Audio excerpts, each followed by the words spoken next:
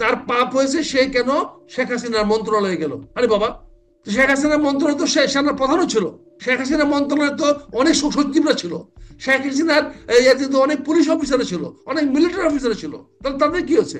এটা তো বিমান দুর্ঘটনা বলবেন না আমাদের শিশু হত্যা বলবেন? তাহলে ওরা কিসের জন্য এখানে আছেন? কেন এখানে আছেন? কি করতে তারা আছেন? আমার 20 জন শিশু এইভাবে নিরপরাধ শিশু মারা যাবে, তার দায় দায়িত্ব কেউ নেবে না? আপনি বলেন যে বাণী হাসপাতালটা করে কি সামন্তলাল কোনো পাপ করেছিল? তার পাপ হয়েছে সে কেন শেখ হাসিনার মন্ত্রণালয়ে গেল? আমন্ত্রণ জানাচ্ছি প্রিয় দর্শক, মানচিত্র নিয়মিত আয়োজন কথোপকথনে। রাজধানীর উত্তরায় মাইলস্টোন কলেজের ভবনের উপরে যে প্রশিক্ষণ বিমানটি বিধ্বস্ত হলো, অবশ্যই আমরা প্রথমে শোক জানাচ্ছি, শোক জ্ঞাপন করছি যারা নিহত হয়েছেন, পাইলট সহ, মাইলস্টোন কলেজের শিক্ষার্থী সহ। এর মধ্যে অনেক ধরনের প্রশ্ন উঠতে শুরু করেছে, এটি কতটা ইউজুয়াল কিংবা আনইউজুয়াল। দুর্ঘটনা তো দুর্ঘটনায়, কিন্তু তার পেছনে অনেক ধরনের রহস্য অনেক সময় লুকিয়ে থাকে। আসলে এর পেছনে কোনো রহস্য আছে কিনা সেই বিষয় নিয়ে আমরা একটা কথা বলবো। আমাদের সঙ্গে যুক্ত রয়েছেন সাবেক সংসদ সদস্য, সাবেক সেনা কর্মকর্তা, মেজর অবসরপ্রাপ্ত আখতারুজ্জামান। আখতারুজ্জামান, আপনাকে স্বাগত জানাচ্ছি আমাদের অনুষ্ঠানে। আমি প্রথম প্রশ্ন করতে চাই যেটি আপনার কাছে, যে এর দায় কার? যেই প্রায় 20 জন মানুষ নিহত হলেন, প্রায় 200 মানুষ আহত হলেন, একটা ভয়ঙ্কর পরিবেশ সৃষ্টি হলো, এর পেছনে আপনি কাকে দায়ী করবেন? আসলে ধন্যবাদ, স্বাগতম মতো কিছু নেই। আজকে অত্যন্ত ভারাক্রান্ত হৃদয়ে, হেভি হার্ট আমি আপনার সামনে আসছি। অত্যন্ত মর্মাহত। এটা তো বিমান দুর্ঘটনা বলবেন না আমাদের শিশু হত্যা বলবেন? এটাকে আপনি কিভাবে জাস্টিফাই করবেন? আপনি বিমান দুর্ঘটনাটা অস্বাভাবিক কিছু না, হতেই পারে, কিন্তু শিশু হত্যা হবে না। সেই বিমানটি কেন, কি কারণে একটা বিমান বাহিনীর প্রশিক্ষণ বিমান এরকম স্কুল বিল্ডিং এ গিয়ে পড়বে? তার মানে তার যে সারাউন্ডিং সেফটি মেজারমেন্ট যেটা নেওয়ার কথা, সেটা কি নেওয়া হয়েছে? এটা তো আমরা জানি এটা প্রশিক্ষণ বিমান, এটা যে কোনো সময় দুর্ঘটনা হতে পারে। এবং আরো দেখতে পারলাম যে এটি পাইলটের আজকে প্রথম একক প্লেন চালানো। আমরা ছোট সময় দেখছেন সাইকেল চালাইতে গেল, প্রথম যখন সাইকেল চালায়, সাইকেল নিয়ে পড়ে, কখনো পুকুরে পড়ে, কখনো রাস্তার ড্রেনে পড়ে, নালায় পড়ে। একা যখন সাইকেল চালাতে যায় তখন সবাইকে সাবধান থাকতে হয়। এই ছেলেটাকে, এই অফিসারটাকে যখন প্রশিক্ষণে পাঠানো হলো, একটা ফ্লাইট লেফটেন্যান্ট, এবং যার কেরিয়ার আমরা দেখতেছি ভালো, সেটা ক্যাডেট কলেজের ছেলে, চৌকস ছেলে, ধরে নিচ্ছি আমরা সে একজন ভালো পাইলট, এবং সে তার প্রাথমিক প্রশিক্ষণগুলো ভালো করেছে। এবং তাকে যখন একা চালাতে দেওয়া হচ্ছে, তখন নিশ্চয়ই তার প্লেনটা ভালো করে চেক করা হয়েছে, দেখাশোনা করা হয়েছে অনেক করে, তারপর তাকে সেখানে তাকে বসিয়েছে। তারপরে তার ইনস্ট্রাক্টর নিশ্চয়ই তাকে গাইড করেছে, তাকে বলেছে এবং পরিচালনা করার জন্য তাকে পাঠিয়েছে। এমন তো না সে স্কুলের ছেলের মতো ঘর থেকে বেরিয়ে মা বাবার অগোচরে সাইকেলটা নিয়ে বেরিয়ে পড়লো, নিয়ে বাড়িতে দুর্ঘটনা, তা তো না। এটা আমি একটা প্রশ্ন করি, এখানে একটি প্রশ্ন করি। প্রশিক্ষণের জন্য যে পাইলটরা বিমান নিয়ে বের হন, তার পেছনে আমরা জানি যে আরেকটা, যেমন ইনস্ট্রাক্টর কথা বলছেন, যে ইনস্ট্রাক্টর একটা ফ্লাইটে থাকে বা বিমানে থাকে, এখানে কি তার ব্যত্যয় ঘটেছে, নাকি এরকমটা হতে পারে, একা একা ফ্লাই করতে পারে? এখন তো ধরুন প্রশিক্ষণ আধুনিক হয়ে গেছে, এখন তো আপনি ডিজিটাল কন্ট্রোল করতে পারেন, বলতে পারেন। তবে একজন ইনস্ট্রাক্টর তো অবশ্যই পিছনে আছে, একজন ইনস্ট্রাক্টরই তো তাকে প্লেনটা চেক করে দিয়ে তাকে ফ্লাই করার পারমিশন দিয়েছে। সেই বিমানটি কোথায়? না, সে বিমান থাকবে কেন? সে নিচে গ্রাউন্ড থেকে সে ইনস্ট্রাকশন দিচ্ছে, গ্রাউন্ড থেকে সে বলছে, এখন স্টিমুলেশন করতে পারেন আপনি। এখন আপনি ইন্টারনেটে দেখতে পারেন তার সবকিছু অ্যাক্টিভিটিস, বিকজ এটা তো এখন সিমুলেশন করা যায়। এখন তো আপনার প্লেনের ছবিগুলো দেখা যাচ্ছে, আপনি তো ডিজিটাল যুগ, এখন তো ওই যুগ না ওই ছেলেটা কি করতেছে না করতেছে এটা তো পুরো প্লেনটাও তো আপনার সিসি ক্যামেরার মধ্যে আছে, সেখানে পাইলট তো দেখতেছে, তার যে ইনস্ট্রাক্টর পাইলট সেও তো দেখতেছে, তাকে ইনস্ট্রাকশন গুলো দেওয়া হচ্ছে, তাই দেখানো উচিত, তাই করা উচিত, সেটাই করা উচিত। কিন্তু এখন যদি যেভাবে আমাদের বিমান বাহিনীর বেপরোয়া ভাব দেখতেছি, যে সমস্ত কথাবার্তা আজকে শোনা যাচ্ছে, মানুষ বলতেছে, সেগুলো বলার আগে আমি বলতে চাই, আজকে কিন্তু আমরা আগামীকালকে জাতীয় শোক দিবস ঘোষণা করেছি, কিন্তু জাতীয় কোনো অ্যালার্টনেস তো দেখতে পাচ্ছি না। কয়েকশো ছেলে মেয়ে আজকে মিসিং, তারা কে কোন হাসপাতালে আছে জানতে পারছে না, হয়েছে হাল্লাগোলা চলতেছে। তারপরে দেখা গেল যে আর্মি কেন প্রম্পট অ্যাকশন নিয়েছে, কেন তাড়াতাড়ি গিয়েছে, মিডিয়া কেন তাড়াতাড়ি কভার করেছে, এইটা নিয়ে অনেকে অনেক কথা বলছে। এখানে সেনাবাহিনীকেও দোষারোপ করার একটা প্রচেষ্টা নেওয়া হচ্ছে, অর্থাৎ সেনাবাহিনী কেন এত তাড়াতাড়ি চলে গেল, কারণ সেনাবাহিনীর কাছে ঘটনাটা ঘটেছে, খুব দূরেও না। এখানে সেনাবাহিনী অলরেডি মাঠে আছে, তারা গিয়ে বসে থাকবে অর্ডারের জন্য, তারা গিয়েছে, যাক আমি সেটা যাচ্ছি না। কিন্তু আজকে আপনাদের মিডিয়াতে আমি না না হ্যাঁ দেরি হলো প্রশ্ন উঠতো, একই অবস্থা।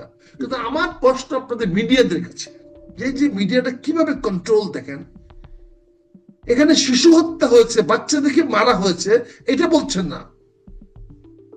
বিমান দুর্ঘটনায় 20 জন ছাত্র মারা গেছে, এটা কিন্তু নিউজ হেডলাইন না। হেডলাইন একজন ফ্লাইট লেফটেন্যান্ট মারা গেছেন, তার নিউজ হেডলাইন, এবং তার কান্নার ছবি, তার পরিবারের কান্নার ছবি দিচ্ছেন। তাহলে বাকি 20 বাচ্চাদের বিষয়ে হেডলাইন হয়েছে।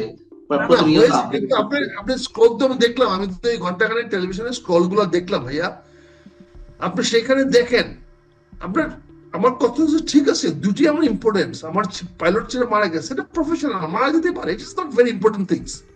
দুর্ঘটনায় মারা গেছে এটা নিয়ে মায়া কান্না করা কিছু না, এটা নিয়ে টেলিভিশন নিউজ করা কিছু নাই। দুর্ঘটনায় মৃত্যুটা, মারা গেছেন উনি, এই ছিল কান্নাকাটি করা, this is stupidity, this is stupidity of the media. কারণ সে অন ডিউটি, সে মারা যেতে পারে, সে ট্রেনিং করছে, সে রিস্ক তো আছেই, তো মারা যেতে পারে, এটা অস্বাভাবিক কিছু, মারা যেতে পারে। এটা নিয়ে তো তার জীবনের এই ছিল, এই হইতো, ওই হইতে পারতো, এগুলা তো বলা যে রূপবানের কাহিনী বলা। কিন্তু বড় কথা হয়েছে আমার শিশুগুলা যে মারা হলো, এটা তো হত্যা করা হয়েছে, এই শিশুগুলাকে হত্যা করা হয়েছে। এখন যদি কেউ বলে পরিকল্পিত হত্যা করা হয়েছে, আপনারা ডিনাই করবেন কি করে? এখন যদি কেউ বলে দেশের রাজনৈতিক অবস্থা অস্থিরতা সৃষ্টি করার জন্য, দেশের সরকারকে মানে নড়ে চড়ে বসার জন্য, সরকারকে চ্যালেঞ্জের মধ্যে ফেলার জন্য এই শিশুদের হত্যা করা হয়েছে। আজকে আপনারা দেখেন বার্নিং ইউনিটে একটা হাসপাতাল আছে, আমি জানি না আপনারা এটা আনবেন কিনা। আপনি বলেন যে বার্নিং ইউনিট হাসপাতালটা করে গিয়ে সামন্তলাল কোনো পাপ করেছিল? তার পাপ হয়েছে, সে কেন শেখ হাসিনার মন্ত্রণালয়ে গেল? আরে বাবা, শেখ হাসিনার মন্ত্রণালয় তো সেনার প্রধানও ছিল, শেখ হাসিনার মন্ত্রণালয়ে তো অনেক সচিবরা ছিল, শেখ হাসিনার অনেক পুলিশ অফিসার ছিল, অনেক মিলিটারি অফিসার ছিল, তাহলে তাদের কি হচ্ছে? এখন সামন্তলালকে আপনারা আজকের এই ক্রাইসিস পর্যন্ত তাকে আপনারা নিয়ে আসেন নাই, যে একজন এক্সপার্টাইজ বিল্ড আপ করছে। এবং আপনারা জানেন যে গত সাভারের বার্নিং কেসের পরে তার যে আউটস্ট্যান্ডিং পারফরমেন্স, এবং তারই কারণে একটা হাসপাতাল হয়েছে। আজকে আপনি এই প্রশ্নটা স্বাভাবিক আসবে মানুষের কাছে, মানুষ লিখছে সামাজিক যোগাযোগ মাধ্যমে, সামন্তলাল সেনা অপরাধ কি, এবং তিনি বিশ্ব সেরা একটি হসপিটাল নির্মাণ করেছেন। এখন সেই হসপিটালের নাম শেখ হাসিনা বার্ন ইনস্টিটিউট, অথবা তিনি শেখ হাসিনা মন্ত্রী পরিষদের সদস্য ছিলেন, এই জন্য তার নামে হত্যা মামলা দিয়ে দেওয়া হলো, তিনি সম্ভবত আত্মগোপনে আছেন। তো এখন এই ক্রাইসিস মুভমেন্টে তার শরণাপন্ন না হয়ে এখন সরকারের পক্ষ থেকে বলা হচ্ছে, উপদেষ্টারা বলছেন বিদেশ থেকে এক্সপার্ট নিয়ে আসা হবে যারা অগ্নিদগ্ধ হয়েছেন তাদের চিকিৎসার জন্য। এটা কোন ধরনের মানসিকতা আমাদের, আর তার অপরাধটি কি? না না, আমাদের তো আরো সামন্তলাল ছাড়া, কিন্তু সামন্তলাল তো আমাদের যদি গ্রেফতার করা হয়েছে, সে বলতো গ্রেফতার আছে, তাকে তো আমরা হাসপাতাল থেকে এনেও তাকে চিকিৎসা করাইতে পারতাম, বা তাকে আমরা যদি আজকে আমার এই জাতীয় প্রয়োজনে তাকে সাধারণ ক্ষমা ঘোষণা দিতে পারতাম। আপনি আসেন দেখেন, আপনি এই যে আমাদের রাজনীতিটা প্রতিহিংসা রাজনীতি শুরু হয়েছে, আজকে কষ্ট লাগে এই ছেলেগুলোর কি অপরাধ, কি অপরাধ এই বাচ্চাগুলা যারা আপনার নিরাপত্তা বললেন না, তারা স্কুলে পড়াশোনা করতে গেছে, ক্লাস 3-4 এর ছেলেরা ক্লাসরুমে বসে আপনাদের দুর্ঘটনার কারণে মারা যাবে, আর আপনারা এখানে টেলিভিশনে আপনার নাচ গান দেখাবেন, আপনারা বিভিন্ন অনুষ্ঠান করে বেড়াচ্ছেন, আপনারা আলোচনা করে বেড়াচ্ছেন। আমরা দেখলাম না আমার প্রধান উপদেষ্টা সাহেব দৌড়ে সেখানে যেতে, আমি দেখলাম না আমার স্বরাষ্ট্রমন্ত্রী সেখানে যেতে, আমি দেখলাম না আমার স্কুল এডুকেশন শিক্ষামন্ত্রী সেখানে যেতে। তারা ওরা কিসের জন্য এখানে আছেন, কেন এখানে আছেন, কি করতে তারা আছেন? আমার 20 জন শিশু এইভাবে নিরপরাধ শিশু মারা যাবে, তার দায় দায়িত্ব কেউ নেবে না, তার দায় কাউকে করবেন না। আর পাইলটের কথা বলবেন, বিমান দুর্ঘটনা হয়েছে, ইট ইজ নিউজ হেডলাইন। আপনার বিমানটা ওখানে কেন দিল? আপনি কেন এরকম ঢাকা ক্যান্টনমেন্টে বা ঢাকা এরকম পরিবেশে প্রশিক্ষণ করাচ্ছেন? কেন, কি কারণে? এইটুকু শেষ বিমান বাহিনী প্রধানদের নাই? এই ধরনের প্রশিক্ষণ দেওয়ার মতো অবস্থা কি আমাদের দেশের এয়ারফোর্স অফিসারদের মাথায় নাই? আপনি ঢাকা এয়ারপোর্টের পাশে আপনার সচিবালয়, ঢাকা এয়ারপোর্টের পাশে আপনার প্রধান উপদেষ্টা অফিস, তিনটে সেনা প্রধান থাকেন ক্যান্টনমেন্টে, আমার কয়েক ডজন জেনারেল থাকে ক্যান্টনমেন্টে। আজকে এটা বলেন, এরকম একটা জায়গাতে আপনি কি করে এখানে বিমানের প্রশিক্ষণ দেন? এখানে কেন ঢাকা শহরে কেন একটা সোলো ফ্লাইট মতো এরকম ঝুঁকিপূর্ণ হবে? আমি তো দাবি করবো বিমান বাহিনীর প্রধানকে ফাঁসিতে লটকানো উচিত। আমি দাবি করবো, বিং আর্মি অফিসার, আমি দাবি করব এই 20টি হত্যার দায় বিমান বাহিনী প্রধানকে নিতে হবে। উনি কেন অ্যালাউ করলেন ঢাকা শহরের মধ্যে এরকম একটা সোলো ফ্লাইট চালানোর জন্য? এত উত্তরা এলাকাটা কত গিঞ্জি, দেখেন আপনার প্লেনটা উঠলেই আপনি কচুকে, প্লেনটা উঠলেই আপনার ক্যান্টনমেন্ট, প্লেনটা উঠলে আপনি এদিক দিয়ে ওদিক দিয়ে করলে আপনার কি বলে দক্ষিণ দিকে যান তাহলে দেখেন আপনার ফার্ম গেট, তেজগাঁ, কত। আবার যদি আমি উত্তর দিকে যাই, যোগ করতে চাই, সেটা হচ্ছে এই বিমানটি নাকি F7 ফাইটার 2006 সালের মডেল, এবং F7 BGI যেটি ভেঙে পড়েছে, বিধ্বস্ত হয়েছে, সেটা 2022 সালের ভার্সন। মানে এই শ্রেণী বিমান এখনো দেশে ব্যবহার করা হয় কিভাবে, সে প্রশ্নটি উঠেছে। সেটার জবাব দিবেন আমাদের সরকার প্রধান, হয়তো উনি বললেন 11 মাসে আসছে, আমি কি জানি। কিন্তু আমি বিমান বাহিনীর প্রধান দায়ী করতে চাই, উনি অ্যালাউ করলেন কেন এটা সোলো ফ্লাইট ঢাকা ক্যান্টনমেন্টের বিমান থেকে চালানোর মতো? উনি কি করে পারমিশন দিলেন? এই পারমিশন তো উনি দিয়েছেন, ওনার পারমিশন ছাড়া তো হয় নাই। উনি কি বুঝে যাচ্ছেন এখানে? অথচ ঢাকা এয়ারপোর্টটা দেখেন, আমার তেজগাঁও এয়ারপোর্টে কি বানানো হয়েছে। আবার ঢাকা এয়ারপোর্টের চারপাশে ওনারা আনন্দ বিহারে জায়গা বানাচ্ছেন। এই ক্যান্টনমেন্টের এই জায়গাটা, এয়ারপোর্টের জায়গাটাকে দেওয়া হয়েছে আনন্দ বিহারে জায়গা বানানোর জন্য? এটা দেওয়া হয়েছে বিমানবন্দর জন্য। বিমানবন্দর যদি প্রয়োজন না হয় আপনারা ছেড়ে দিবেন। এয়ারফোর্স সম্পত্তি তো না, এটা প্রতিরক্ষা মন্ত্রণালয় সম্পত্তি, এটা বিমান বাহিনী সম্পত্তি না, এটা মিলিটারি স্টেট অফিসের সম্পত্তি, এটা কোনো বাহিনী সম্পত্তি না, এটি হলো সেনা নিবাসের সম্পত্তি। এখানে আপনারা কেন এই ধরনের কাজগুলা করবেন? এবং সেখানে আপনারা আনন্দ বিহারে জায়গা বানিয়েছেন, এবং অনেকে বলতেছে আজকে, যেটা আমি শুনতেছি সবার কানে কানে, সবাই মুখে মুখে বলতেছে, আমাদেরকে বলতেছে, ভাই বলেন না কেন, আপনারা কিছু বলেন না কেন? প্রশিক্ষণের টাকা নাকি ব্যবহার করা হয় না? বিমানের যে প্রশিক্ষণ টাকা দেওয়া হয় সেগুলো দিয়ে তারা ওই ডেকোরেশন পিস বানায়।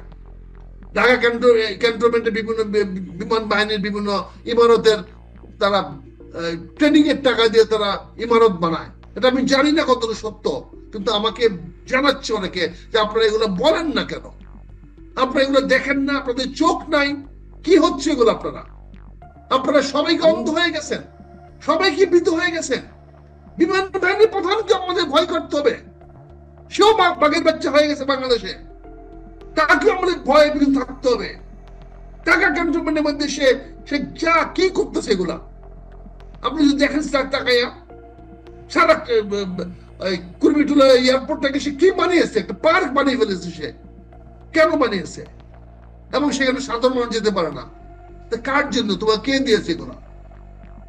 এবং এই প্রশিক্ষণ বিমান সোলো ফ্লাইট স্যাংশন দিয়েছেন বিমান বাহিনীর প্রধান, এবং তাকে সাহায্য করতে গিয়ে আজকে সেনার প্রধান পর্যন্ত কন্ট্রোভার্সি হয়ে যাচ্ছে। সেনার প্রধানের উপর আঙ্গুল তুলতেছে মানুষ, কারণ সেনা প্রধান কেন তাড়াতাড়ি প্রম্পটলি গিয়ে রেস্কিউ অপারেশনে গেল?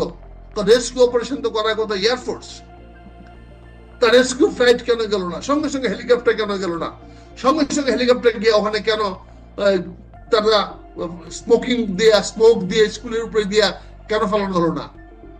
কেন সেখানে কার্বন ডাইঅক্সাইড নিয়ে ফেলে দিয়ে ওগুলোকে বন্ধ করা হলো না? কি কারণে হলো না? তাদের হেলিকপ্টার কোথায় ছিল? এত কাছাকাছি কেন যেতে পারলো না?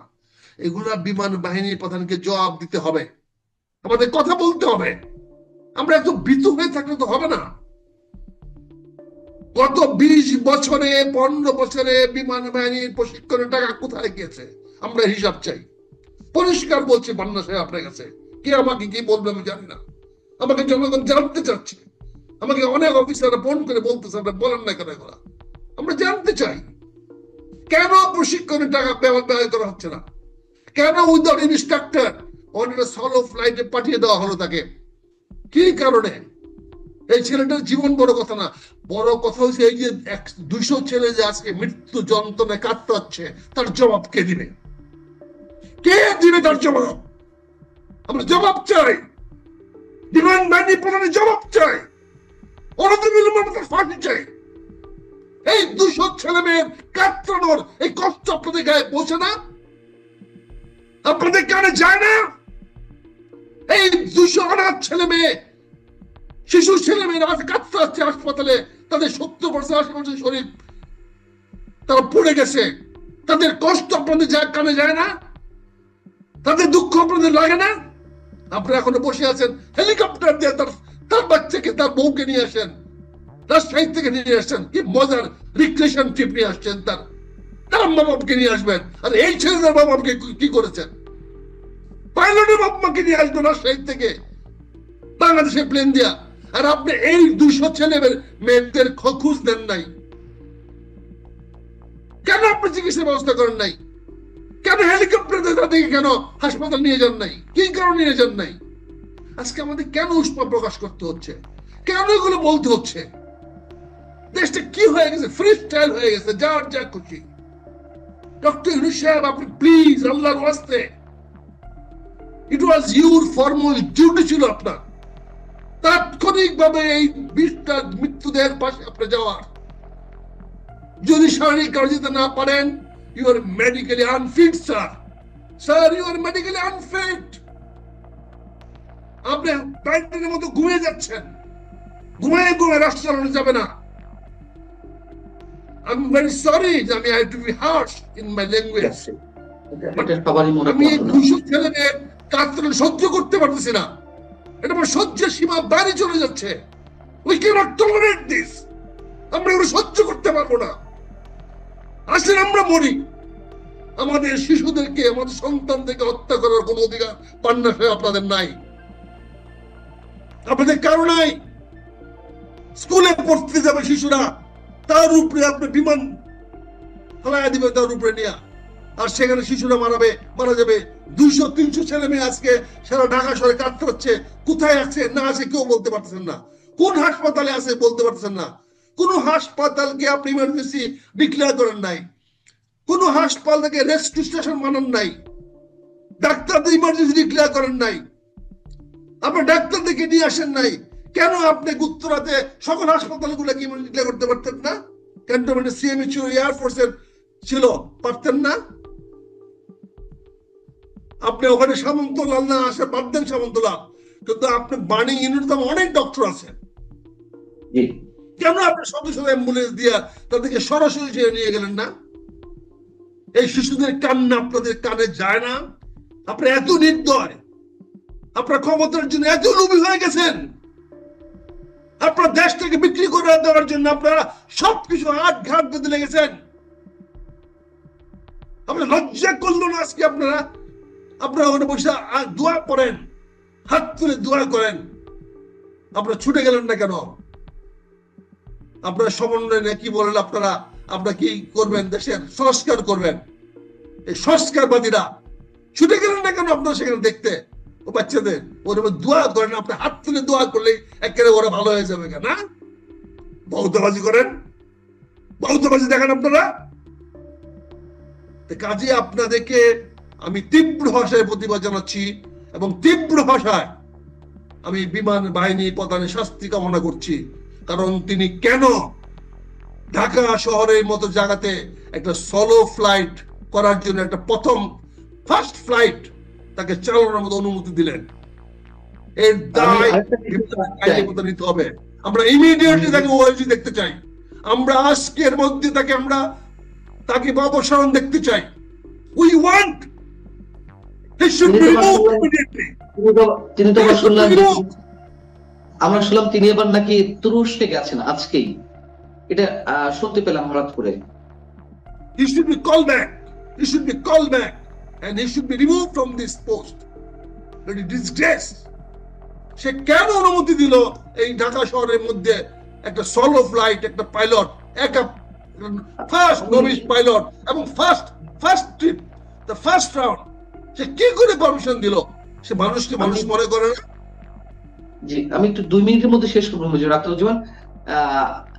অনেক ধরনের গুঞ্জন, অনেক ধরনের গুজব উঠছে, সেই জায়গা থেকে যদি আমি আপনাকে প্রশ্ন করি যে দুর্ঘটনা তো দুর্ঘটনায়, তারপরেও যদি বলছিলাম যে এর পেছনে অনেক রহস্য হয়তো থাকতে পারে, কোনো দুর্ঘটনার পিছনে কোনো দুর্ঘটনার পিছনে নানান ধরনের ডিজাইন থাকতে পারে, আপনি কি মনে করেন যে এর পেছনে আসলেই কোনো ষড়যন্ত্র আছে, যারা ষড়যন্ত্রের বিভিন্ন ধরনের প্রশ্ন করছে?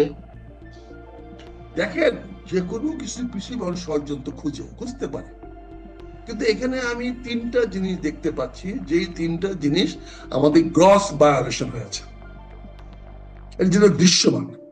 একটা হলো এই ফ্লাইটটি, এই ট্রেনিং প্রশিক্ষণটা দেওয়ার জন্য অনুমোদন কেউ দিয়েছে। ঠিক আছে, ওগুলো তো আপনি বলেছেন।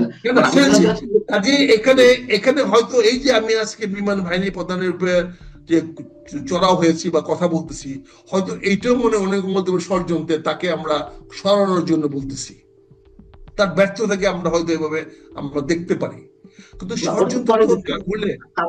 তার আগে এইসব বিষয় নিয়ে কোনো ষড়যন্ত্রের কোনো, যেমন এটি কতটুকু সত্য আমরা জানি না, যেমন একটি বিষয় খুব ভাইরাল হয়েছে, অ্যানোনিমাস মেইন পেজ নামে একটা ফেসবুক পেজ, সেখানে গত 19 তারিখে একটি পোস্ট দেওয়া হয়, এই school building will clubs living lots of kids lifeless, we see a terrible disaster fast coming, this will be as a result of poor maintenance of the building. কোন building এর কথা বলেছে আমরা জানি না, পুয়ার মেইনটেনেন্স এর কথা বলা হচ্ছে। এটা খুবই ক্লিয়ার। শুনেন, আমাদের শিক্ষামন্ত্রী যে আছেন, তিনি ইন্টারন্যাশনাল রিফিউজির অর্গানাইজেশনের একজন লোক। ইন্টারন্যাশনাল রিফিউজি যারা হ্যান্ডেল করে, they are all criminals, all international criminals. তারা মানুষকে এক দেশ থেকে আরেক দেশে পাচার করে, এক দেশ থেকে আরেক দেশে পাচার করে। এটা হলো ক্রিমিনাল অ্যাক্টিভিটিস। অল যারা আমরা দেখবেন যে রিফিউজিস যারা হ্যান্ডেল করে, রিফিউজি মানে কি? এক দেশ থেকে বিতাড়িত হয়ে আসে। ইমিগ্রেশনে তো অনেকে কাজ করে। So he was the refugee in charge. Now এখন নতুন করে কাজ করার জন্য কি হচ্ছে, স্কুল বিল্ডিং নতুন করে করতে হবে, নতুন করে বানাতে হবে। ফলে এটা তো ইউজ হইতেই পারে, ষড়যন্ত্র হতে পারে, স্কুল বিল্ডিং গুলো পুরনো হয়ে গেছে, নতুন করে করতে হবে। নতুন করে করতে গেলে নতুন করে সামান্য কয়েক কোটি টাকা লাভ করার জন্য এতগুলো হত্যাকাণ্ড করা হবে, এটা কি মানা যায়? লাভ না, হাজার হাজার কোটি টাকার লাভ। আপনি এখন দেখেন কি হবে, সবকটা স্কুল কলেজ গুলাকে এখন করা হবে। এখন দেখবেন আবার এগুলোকে নতুন করে ফায়ার ব্রিগেড আনা হবে, নতুন করে বা কেনাক বেচা শুরু হবে, নতুন করে আবার স্কুল বিল্ডিং গুলাকে নতুন করে করা শুরু হবে। আবার দেখবেন বিভিন্ন দেশে হাজার হাজার কোটি টাকার তো ব্যবসা শুরু হয়ে গেল আজকে। এটা তো শিক্ষামন্ত্রী জন্য সহজ হয়ে গেল, রিফিউজিরা ব্যবস্থা করে দিল। কাজে এই যারা করে এরা তো ওই লাইনের লোক। এটা ছবি দেখলে বোঝা যায় যে ইন্টারন্যাশনাল র্যাকেটিং। এবং তারা শিক্ষামন্ত্রীকে এডুকেশন বাজেটে এই ইমিডিয়েটলি বিল্ডিং গুলো রিপেয়ার করার জন্য করা হচ্ছে। এই রিফিউজি প্রপাগান্ডা আমরা অনেক দেশে দেখেছি, এরকম প্রপাগান্ডা করে লেবাননে হয়েছে, সিরিয়াতে হয়েছে, ইরাকে হয়েছে, রোহিঙ্গাতে হয়েছে, আপনার আমরা ইস্ট তিমুরে হয়েছে, আমরা সুদানে দেখেছি, এরকম তো অহরহ দেখতেছি। আমরা হাইতি দেখেছি, ইথিওপিয়া দেখেছি, এই রিফিউজি যারা কন্ট্রোল করে মানে বিগেস্ট মানে পৃথিবীর মাফিয়া। রিফিউজি কন্ট্রোল যারা করে, বুঝেন না, এদিকে কেউ অস্ত্র দেয়, কেউ খাদ্য দেয়, কেউ ওষুধ দেয়। এটা big business, it's a very large business. কাজে এখানে আমার রিফিউজি মিনিস্টারকে, রিফিউজি পার্সন এক্সপার্ট কি বলে, শিক্ষার উপদেষ্টা, his good friend of mind, আমরা একসঙ্গে চলেছি করে, কিন্তু উনি he is a wrong person to be education minister. সে রিফিউজি নিয়ে কাজ করছে। মানুষের দুঃখ দুর্দশা নিয়ে, যাদের ব্যবসা, যাদের আয় রোজগার, মানুষের কষ্ট, মানুষের দুঃখ, তাদের কাছে 200-500 ছেলে মেয়ের মৃত্যু কিছু না। তার মৃত্যুর মাধ্যমে তো তারা আয় করে। এই মৃত্যু হলে রিফিউজি এক দেশ থেকে আরেক দেশে যায়, সেখান থেকে হয়। কাজে এখানে এটা তো ষড়যন্ত্র বলবেন না, এটা পরিকল্পিত। এটাও শিক্ষামন্ত্রীর যে বেস্টেড ইন্টারেস্টেড গ্রুপ আছে, শিক্ষা সচিব দেখেন না শিক্ষাকে, আপনি এগুলো দেখেন না, মানুষগুলোকে এগুলোকে দেখেন, আইডেন্টিফাই করেন, এগুলোকে বলেন, জনগণের সামনে পরিষ্কার করেন, এক্সপোজ করেন এদেরকে। এরা কারা, কোত্থেকে আসছে, what is their background, please see. এই বাংলাদেশে পানি ঘোলা করে এখন যে যেরকম ভাবে পারতেছে কামাই করার নতুন করে চেষ্টা করতেছে। আমি আবার আপনাকে বলছি, এটাকে উড়াইয়া দিয়েন না, উড়াইয়া দিয়েন না। এই নিউজ গুলা যদি আমি মনে করি ফেক, কিন্তু ডেলিভারিটলি ইন্টেনশনালি করা হচ্ছে উইথ দ্য পারপাস। কারো কারো পারপাস সার্ভ করে দেবো। আমি শিক্ষামন্ত্রীর কাছে বলবো, আই ওয়াজ এক্সপেক্টিং হিম, সবার আগে ওনার স্কুলে যাওয়া উচিত ছিল। He has failed to go.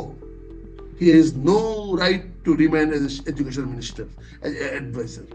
আমি প্রতিবাদ করবো, বলবো। ধন্যবাদ আপনাকে।